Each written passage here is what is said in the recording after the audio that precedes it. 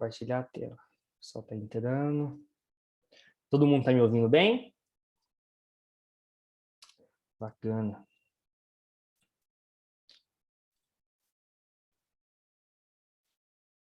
Vamos ver aqui. Acho que hoje vai ser melhor, pessoal. Estou mais familiarizado aqui com as telas.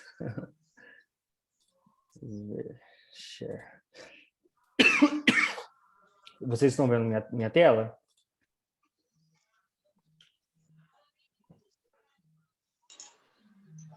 Tá aparecendo aqui. Maravilha. Só peço para vocês mutarem o microfone de vocês, tá? E a gente já vai começar. Então, vamos lá. Hoje, pessoal, nós vamos iniciar a terceira parte do catecismo, né? E a última, tá? Semana que vem é a última aula, permitindo Deus, graças a Deus, né? Quem chegou até aqui, a todos nós, parabéns para nós, né? Não é fácil manter essa dinâmica, né? Enfim, de estar todo mundo aqui, né? Não é fácil, tipo, toda quinta-feira se organizar devido à correria do dia a dia. Eu mesmo trabalho uma loucura aqui, mas eu me organizo e dá certo no final, a gente consegue chegar, né? E hoje nós vamos começar pela pergunta 36, né? Nós vamos fazer hoje 7 perguntas, tá? Até para conseguir reduzir um pouco mais essa questão do tempo, tá? E vamos lá, só estou vendo se tem mais alguém para entrar, acho que já está todo mundo aqui. Vamos lá, pergunta 36. A terceira parte, tá? Só nomeando, vai falar do Espírito Santo. Espírito, restauração, crescimento e graça. Esse é o título da terceira parte do catecismo, tá? Pergunta 36. O que cremos a respeito do Espírito Santo? A resposta do catecismo vai ser que ele é Deus, coeterno com o Pai e o Filho, e que Deus o concede irrevogavelmente a todos que creem. E eu rogaria ao Pai, lhe dará outro Consolador, aqui, pessoal, a fim de que esteja com vocês para sempre. É o Espírito da verdade que o mundo não pode receber, porque não o vê, nem o conhece. Vocês o conhecem, porque ele habita com vocês e estará em vocês. Tá? Essa é a pergunta 36. Vamos lá. A primeira coisa, pessoal, que nós precisamos entender a respeito do Espírito Santo é que as Escrituras vão deixar claro em várias partes, né, que o Espírito Santo não é uma força, um poder impessoal, uma energia, um vento, um arrepio, né, como muitos vão dizer. Ele é uma pessoa, e não só isso, ele é a terceira pessoa da Santa Trindade, coigual e coeterno com o Pai e o Filho, compartilhando com eles toda a glória e toda a honra devida ao nosso Deus Trino. Tá? Então, assim, não sei se vocês já ouviram, mas é muito comum, tem até algumas igrejas que creem assim, que o Espírito Santo ele é uma energia, né? Ele é uma força, ele é o vento, né? E não, a Bíblia vai deixar claro, e eu vou mostrar ao decorrer dessa aula um pouco mais disso, né? Que o Espírito Santo não é nada disso, ele é uma pessoa. Ele é uma pessoa com sentimentos, com emoções, como nós, como o Filho Jesus, como o Deus Pai, né? E ele é coigual e coeterno com as outras duas pessoas da Trindade. Algumas verdades, né, que a Bíblia vai trazer para nós sobre o Espírito Santo, tá? Vou enumerar aqui algumas, depois no grupo do WhatsApp eu vou mandar essa mesma listinha de verdades sobre o Espírito Santo, né, que a Bíblia vai falar, com as referências bíblicas, tá? De alguns versículos para vocês lerem depois com calma e consultarem. A primeira, o Espírito Santo, ele é pessoal em todos os sentidos do termo. Ele é uma pessoa que tem mente e que pensa, tá? Segundo ponto, ele é capaz de experimentar afetos e sentimentos profundos, tá?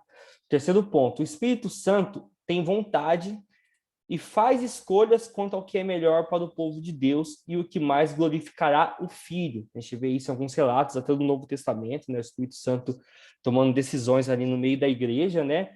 Que tinham como objetivo maior engrandecer o nome de Cristo, tá?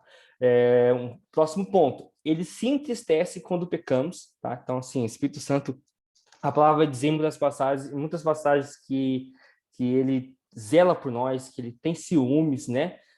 Que o Espírito Santo, ele habita em nós, né? E que nós temos que cuidar do nosso templo, do nosso coração, para que nós possamos oferecer uma morada digna, né, de certa forma, né, entre aspas, para ele, tá? O próximo ponto, o Espírito Santo, não menos que o Pai e o Filho, se relaciona de forma intensa com todos com quem ele habita. Foi a coisa que eu acabei de falar, né? Essa questão do relacionamento que o Espírito Santo tem com cada um de nós. O Espírito Santo fala, o Espírito Santo testifica, ele encoraja, fortalece e nos ensina quando nossa alma mais precisa. Um outro ponto também sobre o Espírito Santo é que é possível, e esse ponto é ruim, né? É possível mentir para ele. A gente vai ver lá, por exemplo, no relato de Atos, né? Quando Ananias e Safira, eles mentem ao Espírito Santo na venda daquele imóvel, onde era para ter dado uma oferta, e eles mentiram, falando que era tudo e tudo mais, né? Depois eu vou deixar a referência para vocês lerem lá. Nós podemos também insultar o Espírito Santo e até blasfemar, né, contra o Espírito Santo, que a Bíblia vai até relatar em algumas passagens que a blasfêmia contra o Espírito Santo não tem perdão, tá? E para finalizar sobre essas verdades sobre o Espírito Santo, eu vou citar aqui um trecho de Thomas Torrance, é um teólogo presbiteriano escocês, e eu gostei muito, sabe, do que ele fala sobre a questão do Espírito Santo. O Espírito não é apenas algo divino ou semelhante a Deus, que dele emana, tipo, que sai de Deus, né, que deriva de Deus. Não é uma espécie de ação distante ou um tipo presente que você possa destacar de si mesmo, pois no Espírito Santo, Deus mesmo age diretamente em nós. E ao nos dar seu Espírito Santo, Deus nos dá nada menos que a si mesmo. É maravilhoso isso. Se a gente for parar para pensar nessa dinâmica, sabe, de quando Deus nos concede o Espírito Santo, o que isso significa, sabe? É um privilégio que não dá para colocar em palavras, né? A única atitude nossa diante disso é agradecer, regozijar diante do Senhor, levantar as mãos a Ele e adorá-lo. E também, em contrapartida, isso também gera em nós o temor, né? Porque, poxa, o próprio Deus habita em nós, e não só isso, não só habita, Ele move por meio de nós, sabe? Isso é muito, muito legal, muito bacana, e é um privilégio para poucos, é um privilégio apenas para os filhos de Deus. Essa pergunta 36 a gente encerra, já vamos para a próxima, tá? Vou pular aqui o slide. Pergunta 37. Como o Espírito Santo nos ajuda? O Espírito Santo nos convence de nosso pecado, nos conforta, nos guia, nos dá dons espirituais e o desejo de obedecer a Deus. Ele nos capacita a orar e a entender a palavra de Deus. Ou seja, em resumo, né, não tem como ter uma vida cristã sem o Espírito Santo. O Espírito Santo é a pessoa, né, que no caso vai nos dar toda a capacidade, tudo que nós precisamos, né, para ter uma vida espiritual saudável, né, uma vida cristã saudável, uma vida que agrade a Deus. O versículo base, né, para essa questão do Espírito Santo, de como ele nos ajuda, que o catecismo vai trazer para nós, é Efésios 6, 17 e 18. Tá?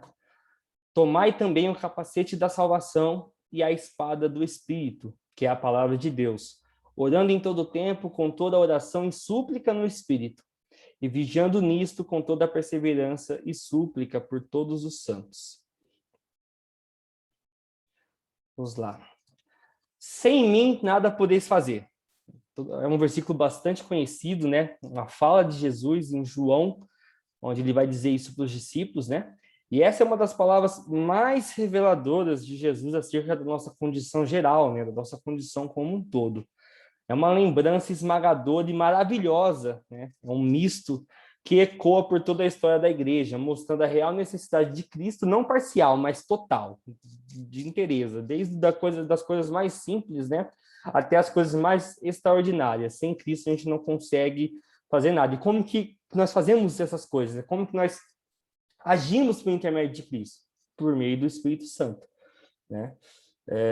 Precisamos de Cristo para tudo que diz respeito à piedade, né, ou às coisas de Deus. Piedade é um termo que a Bíblia usa bastante, que eu gosto muito também. Nada mais é do que a vida com Deus, o zelo com as coisas de Deus. Eu sou piedoso, eu tenho zelo com as coisas que concernem a obra e a pessoa de Cristo, a pessoa de Deus e tudo mais, né? Então, não é uma questão de ser, coitadinho, tenha piedade de mim, é uma questão mais de zelo mesmo com as coisas de Deus, tá? Quando a Bíblia fala de piedade. Nós precisamos de Cristo para tudo que diz respeito à vida com Deus, né? E é aí que o Espírito Santo entra. Ele nos dá vida, ele aponta a verdadeira vida. Quando dizemos que o Espírito Santo nos dá vida, não é apenas no fato de sermos carentes, de precisarmos, sabe? Tipo, o Espírito Santo é que me vivifica, que me dá alegria, sabe? Mas sim no fato de que nós estamos mortos espiritualmente. É uma questão mesmo de nos achegarmos a Deus. O Espírito Santo é quem nos vivifica para que nós tenhamos condições de estarmos espiritualmente vivos diante de Deus. Nossa vida espiritual começa quando o Espírito Santo nos regenera, dando-nos nova vida.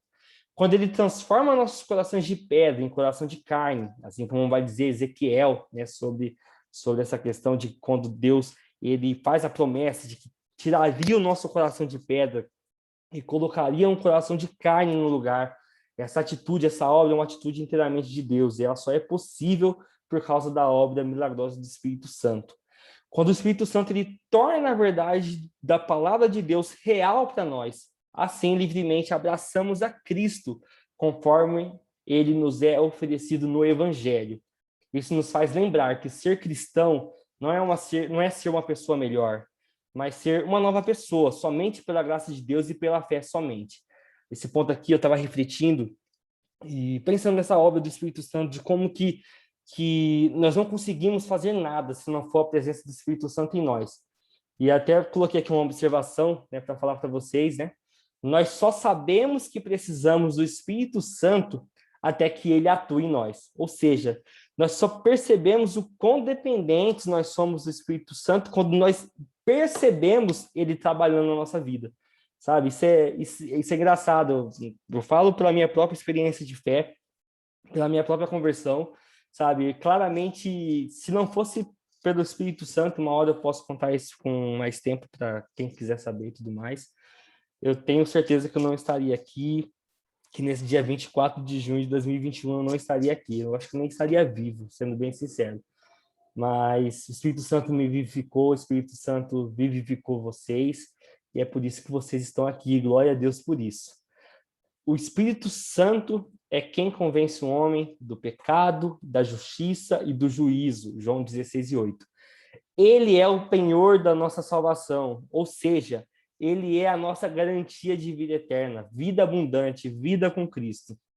Do princípio ao fim, o Espírito Santo nos dá vida, enche nossa vida e aponta para aquele que é a vida, Jesus. Mas, acima de tudo, o principal papel do Espírito Santo é atuar em nós, o seu povo eleito. É o Espírito quem nos conduz a Cristo. É ele quem abre nosso entendimento para a obra e sacrifício de Cristo. É ele quem desperta em nós afeto de coração e nossa devoção e entrega total a Cristo. É por causa da ação do Espírito Santo que cremos e nos deleitamos na divina Trindade em amor. Ele é o holofote que aponta para Cristo, que ilumina a nossa mente e o nosso coração.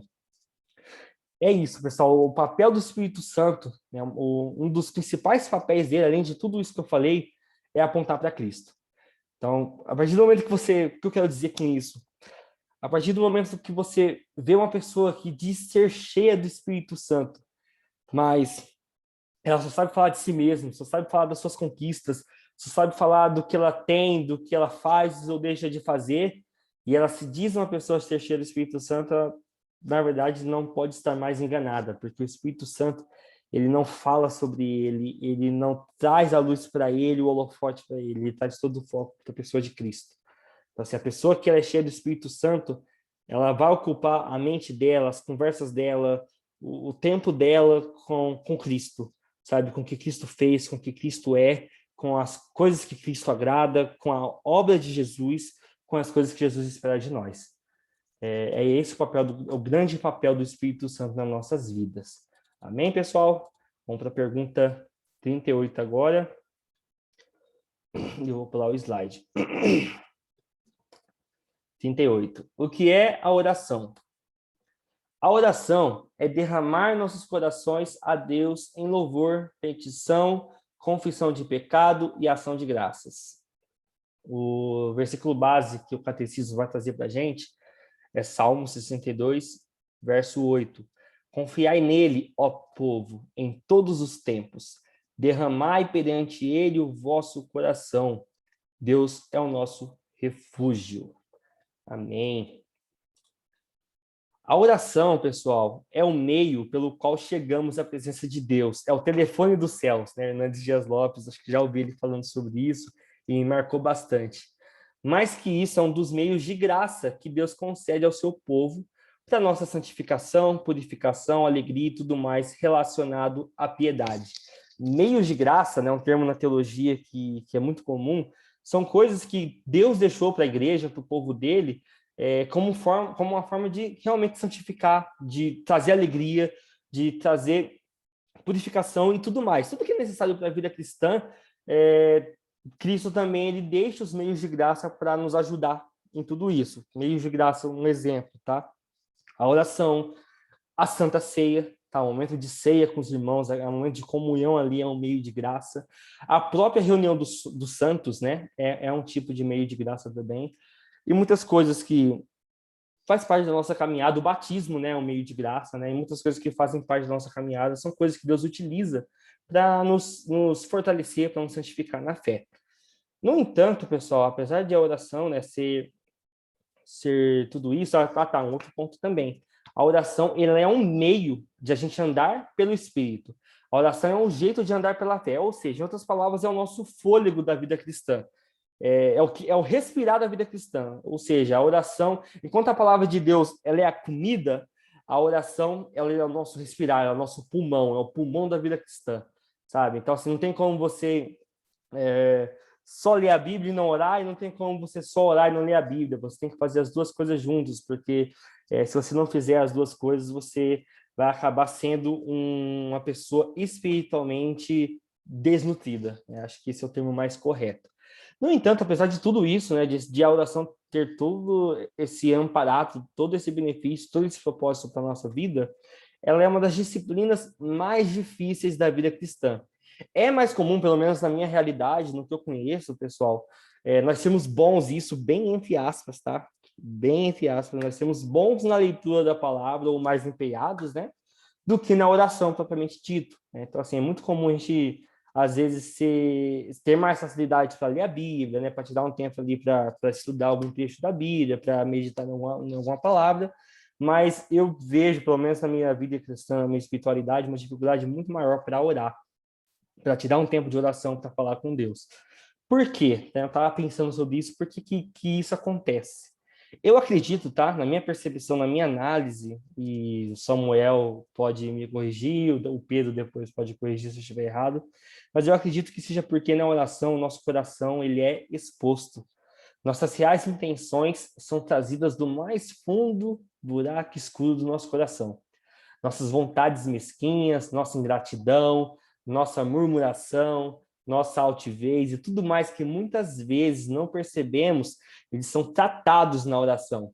Isso é maravilhoso, gente, isso não é ruim, tá? É motivo de nós nos dedicarmos ainda mais à oração, tá? Então, assim, quando a gente começa a orar, quando a gente começa a falar com Deus, é como se fosse um processo de limpeza, sabe? A gente vai falando, a gente vai expondo o nosso coração ali diante de Deus, a gente vai se derramando. Não sei se você já aconteceu com vocês, né? Mas, tipo, você começa a falar, você começa só pedindo, Senhor, eu quero isso, Senhor, meu trabalho, Senhor, meu aquilo, minha faculdade, minha promoção no trabalho, e de repente, se você se dedica ali um tempo na oração, é como se o Espírito Santo ele fosse trazendo luz à sua mente. E aí você começa a perceber que tem coisas mais importantes para você. Não, gente, só entendendo, só explicando, tá? A petição, ela faz parte da oração e Cristo, ele quer que nós levemos nossas petições a ele, tá? Isso é muito importante pontuar. Mas a oração não é só isso, né? Muitas das vezes a gente só chega diante de Deus para pedir. Senhor, me dá isso, me dá aquilo. E aí quando a gente derrama tudo isso diante de Deus, às vezes eu sinto o Espírito Santo falando comigo. É só isso que você tem para dizer? É só isso que você quer fazer? Você só quer pedir? E aí você começa a ser constrangido, sabe? É algo realmente sobrenatural. Você começa a ser constrangido a clamar, a desejar por coisas maiores, sabe? Pela presença de Deus, pela presença do Espírito Santo, sabe? Por sermos mais úteis, por sermos mais amorosos, mais santos, mais dedicados à obra do Senhor, são coisas que muitas das vezes só surgem no momento de oração, sabe? No momento de contrição mesmo diante de Deus. E para finalizar essa pergunta, uma percepção minha, e eu não estou sozinho nessa conclusão, eu creio, pessoal, que a oração ela não muda as coisas, tá? Ela não muda a vontade de Deus, ela não muda o mundo, ela não muda as coisas à nossa volta, tá? Isso não quer dizer que a gente não deva orar por mudança, a gente não deva orar, sei lá, para que, para que a vacina venha mais rápido, para que doenças do mundo sumam e tudo mais. Só que o papel mais importante da oração, a minha maior convicção, é que a oração ela não muda a Deus, ela não muda as coisas. Porém, a oração ela nos muda. Então, quanto mais nós oramos, quanto mais tempo nós passamos na presença de Deus, quanto mais tempo nós passamos na presença de Cristo, mais parecido nós somos com Ele, mais parecido nós vamos nos tornando a Cristo, né? E aí vem aquele versículo que diz que nós somos transformados de glória em glória. Então, assim, é um processo contínuo que só vai terminar no céu, só vai terminar quando Cristo vier nas nuvens, né? Mas que é um processo gratificante, é um processo onde o oleiro ele vai nos tratando, o oleiro ele vai nos amoldando, vai amoldando o nosso caráter, vai amoldando o nosso coração à vontade dele. É na oração, aliado com a leitura da palavra de Deus, com a leitura da vontade dele, que a vontade de Deus revelada na palavra, ela é possível de ser realmente aplicada ao nosso ser. A oração é o que possibilita aquilo que nós lemos na palavra de Deus se tornar realidade na nossa vida, não só na nossa mente, mas no nosso coração e a partir do coração nas nossas atitudes. Amém, pessoal? Essas foram as minhas perguntas de hoje. Vou passar agora para o Samuel, tá? Vou passar para o próximo slide aqui. Tá bom, Samuel?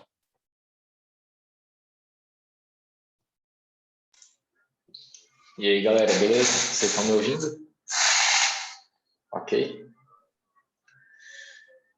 Vamos lá. Continuando aí no tema de oração, né? O Emerson iniciou aí muito bem. E as próximas perguntas aí também continuam nessa mesma linha. E agora a gente vai falar com que atitude nós devemos orar.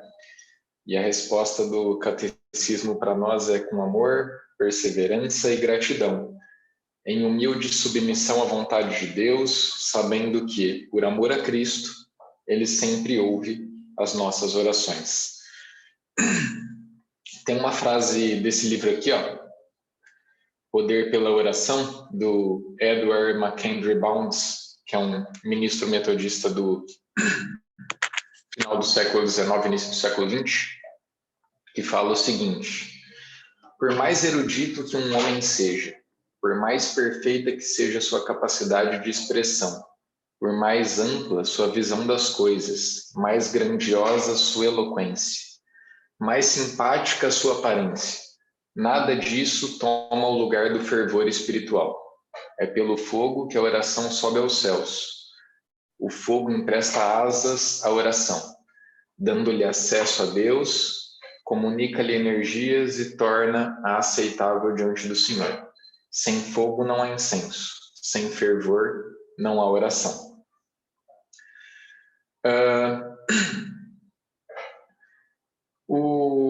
Muitas vezes, né, a gente tem a impressão que a oração deve chegar aos ouvidos de Deus como uma suave canção ou um lindo poema. E quando nos colocamos em oração, a gente tem medo de usar algumas palavras ou expor alguns tipos de sentimentos, pecados, situações, como o Emerson falou, né?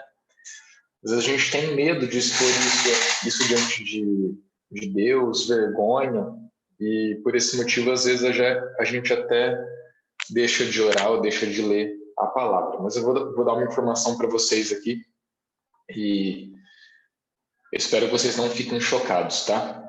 Que isso é bombástico. Deus já sabe o que está no coração de vocês e no meu também. Não sei se vocês sabiam dessa informação, mas ela é real. Então, nossa atitude ao orar não deve ser de soberba, né? Mostrando para Deus quantas palavras bonitas nós sabemos, ou como a nossa oração dura 2 horas sem que a gente pare de falar, né? Porque tem muita gente que fala, não, você tem que orar tantas horas por dia. E aí você fica forçando, né?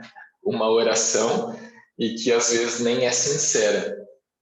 Então a gente não deve ter medo, né? Mas a nossa intenção, ela deve ser de reverência.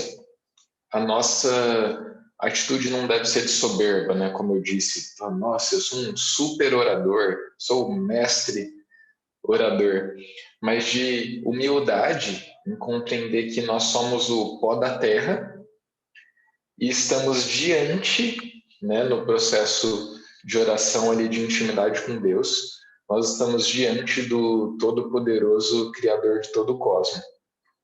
Nossa atitude ao orar não deve ser de vergonha, porque Deus já sabe de antemão todos os pecados e tudo aquilo que nós iremos confessar.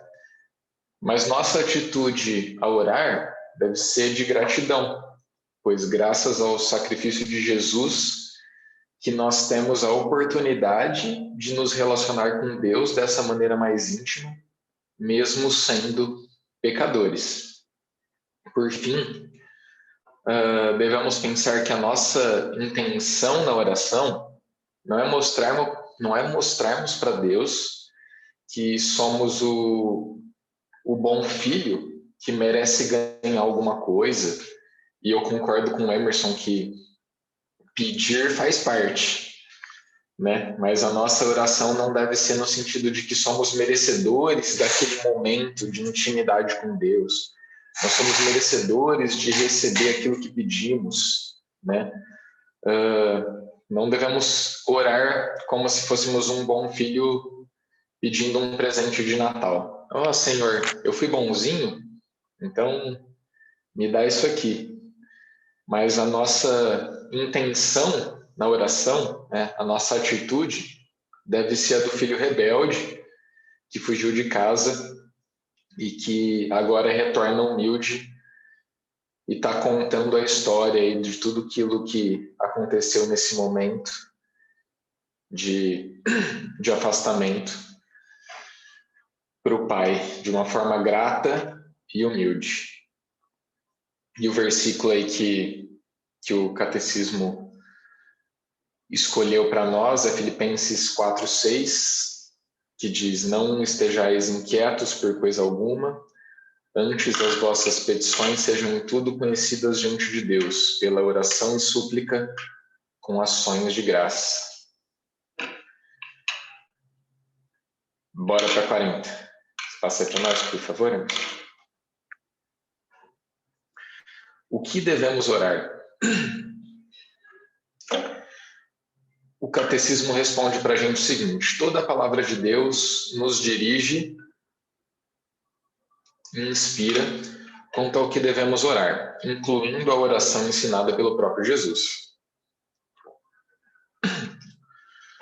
O texto escolhido, então, é Efésios 3, de 14 a 21, que diz: por causa disto, me ponho de joelhos perante o Pai de nosso Senhor Jesus Cristo, do qual toda a família nos céus e na terra toma o nome, para que, segundo as riquezas de sua glória, vos conceda que sejais corroborados com poder pelo seu Espírito no homem interior, para que Cristo habite pela fé em vossos corações, a fim de, estando arraigados e fundados em amor, poderdes perfeitamente compreender com todos os santos qual seja a largura e o comprimento e a altura e a profundidade, e conhecer o amor de Cristo, que excede todo entendimento, para que sejais cheios de toda a plenitude de Deus. Ora, aquele que é poderoso para fazer tudo, muito mais abundantemente além daquilo que pedimos ou pensamos, segundo o poder que em nós opera. A esse, glória na Igreja por Jesus Cristo, em todas as gerações, para todo sempre. Amém. Essa pergunta, né, o que devemos orar, eu creio que é uma pergunta que acho que todo mundo já se fez, né?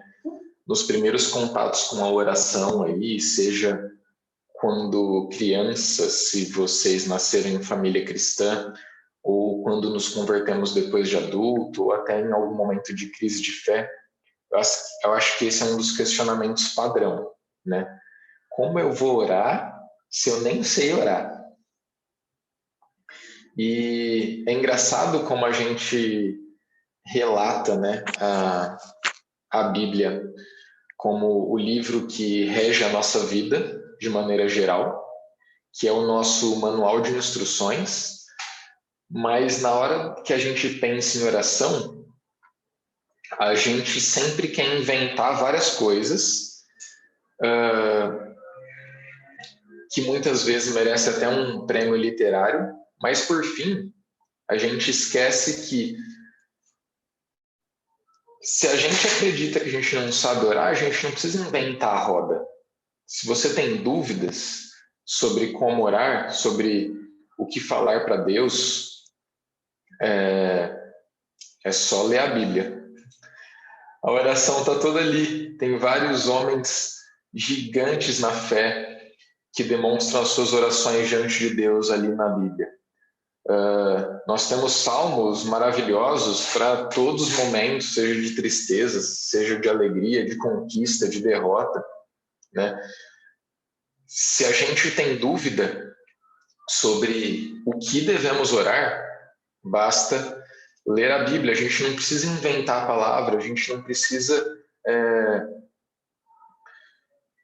se forçar a coisas não sinceras, sendo que a nossa oração está toda ali. A nossa oração é um momento em que, de fato, nós devemos nos abrir para Deus, contar aquilo que nos entristece, o pecado que nos enfraquece, agradecer pela graça, pela misericórdia, orar por nossos irmãos, pela conversão do meu próximo, pela vida dos meus inimigos. E eu não sei vocês, mas todos esses temas tem lá na Bíblia. Então, de fato, né, como o Emerson falou, a oração acompanha a nossa leitura bíblica. E agora eu vou fazer uma piada muito ruim aqui, eu já peço desculpa de antemão. O combo mais vendido da hamburgueria do cristianismo é oração e Bíblia. Se você... Bem ruim, né? Se você não lê a Bíblia, você não conhece a Deus. Porque tudo aquilo que Deus quis nos falar sobre ele, né, tá ali, escrito ali. Toda a revelação de quem é Deus, do que ele fez e faz, ou irá fazer por nós, tá tudo escrito ali. Então, se a gente não lê a Bíblia, a gente não conhece a Deus. Então, como você vai orar para um Deus que você não conhece? Mas também, como você vai conhecer um Deus com o qual você não se relaciona? Então, esse combo perfeito, né? Ele é justamente para isso. Então, o que devemos orar? Devemos orar aquilo que Deus nos ensinou sobre ele, né?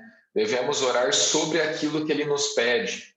Então, o conteúdo da nossa oração, de fato, ele é livre, mas ele não deve, a gente não deve ficar inventando coisas além daquilo que já está ali, né? Recentemente eu estava comentando com o Pedro e com o Emerson que no começo da minha conversão eu orava o credo apostólico, que a gente aprendeu na última aula. E não que eu repetisse ele de maneira exata, né? Mas ele era um guia para para que eu lembrasse de tudo aquilo que eu acreditava e por tudo aquilo que eu era grato em ter a oportunidade de acreditar. Então, a oração é abrir-se com Deus, chorar diante dele, rir diante dele, confessar os segredos, mesmo que ele já saiba. Mas se você quiser uma oração com uma resposta embutida e imediata, pode orar a Bíblia, sem problema nenhum. Bora para 41 aí que a gente vai falar de uma oração que está lá. O que é a oração do Senhor? E o catecismo, né, nos coloca a própria, então, né? Pai nosso que estais no céu, santificado seja o teu nome, venha o teu reino, seja feita a tua vontade, assim na terra como no céu. O pão nosso de cada dia nos dai hoje, perdoai as nossas dívidas, assim como nós perdoamos aos nossos devedores. A versão protestante é essa, né? E não nos induzas à tentação, mas livra-nos do mal, porque teu é o reino, e o poder e a glória para sempre. Amém. E então, o texto é Mateus 6,9, né? Portanto, vós orareis assim: Pai nosso, que estais no céu, santificado seja o teu nome. E aí continua ali nessa resposta que a gente já leu. Talvez quando eu orava o credo, né, em seguida eu deveria ter usado também a oração do Senhor. Como a gente falou na última pergunta, né, a dúvida de como orar, se você tem essa dúvida, se você ainda não tem essa intimidade de um diálogo mais natural, mais fluido, ela é sempre respondida pela Bíblia. E não existe resposta mais clara do que essa a respeito da oração. Jesus simplesmente respondeu. Se você tem dúvidas sobre orar, ore assim. Você vai duvidar de Jesus? Eu não sou nem louco. Mas o engraçado é que no mesmo capítulo, alguns versos antes, Jesus nos adverte para não usarmos repetições, né? Como os gentios faziam naquela época. Jesus se referia, na verdade, aos cultos pagãos, né, que se utilizavam de algumas orações, parecidas com alguns mantras que a gente conhece hoje nas religiões orientais. E essas repetições, elas normalmente serviam para entrar em transe, ou elas eram consideradas fórmulas mágicas aí para conquistar determinada coisa. Hoje em dia a gente ainda tem isso, né? É parecido com aquelas técnicas que a gente vê, por exemplo, no Segredo, ou vocês conhecem aquela Ho'oponopono? Não sei se vocês já ouviram falar, mas é uma técnica havaiana, né? Um mantra ou uma seita havaiana que consiste em repetir algumas frases como sinto muito, me perdoe, eu te amo e eu sou grato. Nas mais diversas situações da sua vida. Por exemplo, alguém bate no seu carro e você precisa se acalmar. Aí você fica repetindo essas frases. Sinto muito, me perdoe, eu te amo, eu sou grato. Né? E de acordo com essa tradição havaiana, essas frases, se você repetir, ela te promete aí cura e restauração. No entanto, quando Jesus ensina, né, sobre como orar, e ele dá esse exemplo aí da oração do Senhor, né, que a gente conhece aí como o Pai Nosso, ele não está querendo dizer exatamente que a gente deve repetir essa oração, né? Não que também isso seja errado desde que você faça de forma genuína. Mas o que Jesus quis mostrar ali é que os elementos presentes na oração do Senhor são os elementos-chave para a nossa vida cristã, né? A oração do Senhor, ela vai chamar Deus de um Pai nosso, né? Mostrando aí os elementos comunitários do corpo, né? Ela vai revelar a grandeza de Deus, a nossa situação em relação ao pecado, a nossa dependência de Deus, a nossa adoração e a nossa responsabilidade com o nosso próximo, inclusive com o nosso inimigo, com aquele que nos deve. A oração do Senhor, ela é uma orientação, né? Uma oração orientadora para aquilo que nós podemos orar. Mas a gente não deve ficar repetindo ela, né, de forma vã, né, como vãs repetições, assim como Jesus nos orienta, ou como as frases do Ho'oponopono. Mas se a gente usar os elementos da oração do Senhor de forma verdadeira e genuína, a gente não precisa ter medo de usar isso como orientação, porque foi o próprio Jesus, aquele para quem a gente está pedindo ou conversando, que ensinou que a gente orasse assim. Então, não há medo ou vergonha de usar aí a oração do Senhor como referência. A gente pode passar para 42 aí. Como deve ser lida e ouvida a palavra de Deus? E o catecismo nos responde, né, com diligência, preparo e oração, para que aceitemos com fé, guardemos nos corações e pratiquemos em nossas vidas. E como texto bíblico, o catecismo escolheu 2 Timóteo 3, 16 e 17, que diz: toda a escritura é divinamente inspirada e proveitosa para ensinar, para redarguir, para corrigir, para instruir em justiça, para que o homem de Deus seja perfeito e perfeitamente instruído para toda boa obra. Tem uma frase do A.W. Tozer que diz o seguinte: enquanto alguns procuram erros na Bíblia e enganos nas traduções, um homem sincero, com uma Bíblia aberta, sem dúvida, encontrará bem depressa o que há de errado consigo mesmo. A gente tem, né, o conhecimento de que a palavra de Deus é viva e eficaz. Então a gente faz o que com ela? A gente abre em algum salmo e deixa em cima da mesa na porta de casa.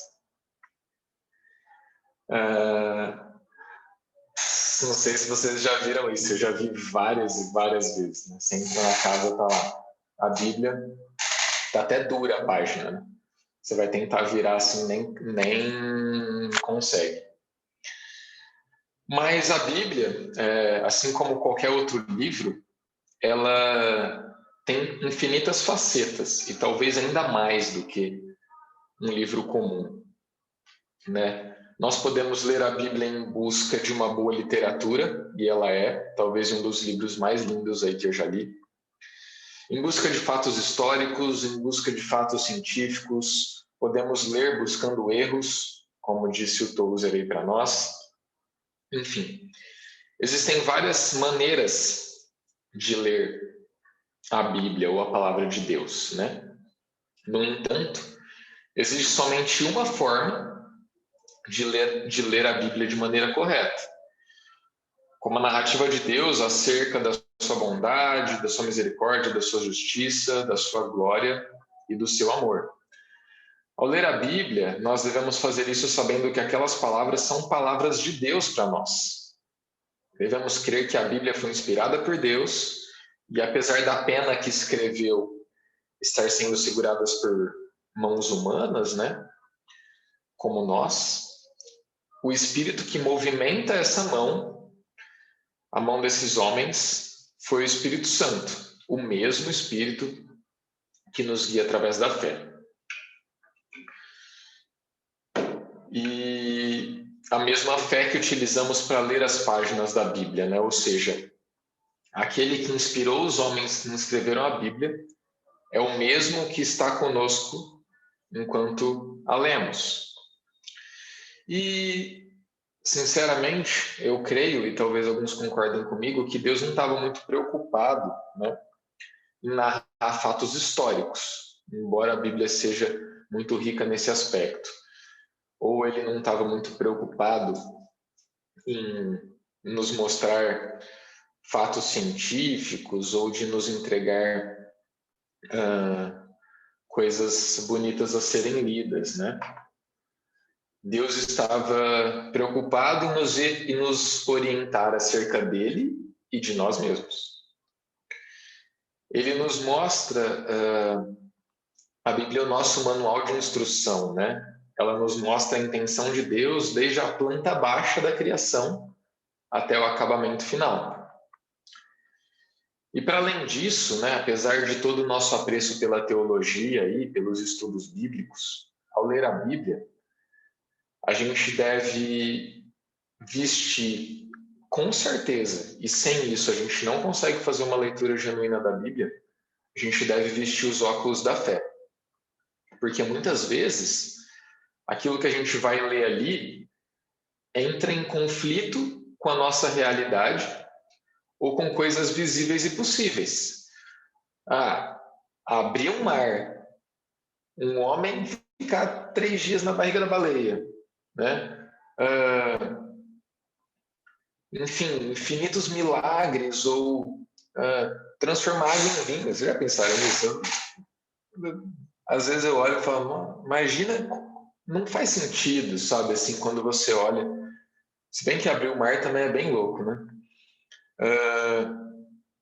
E quando você pensa assim, né? E é lógico, você tem diversas explicações racionais para isso, mas nenhuma delas vai te explicar perfeitamente. Você pode falar, na verdade, ninguém abriu mar nenhum, né? Tinha uma passagem ali que estava a água um pouco mais baixa e eles caminharam.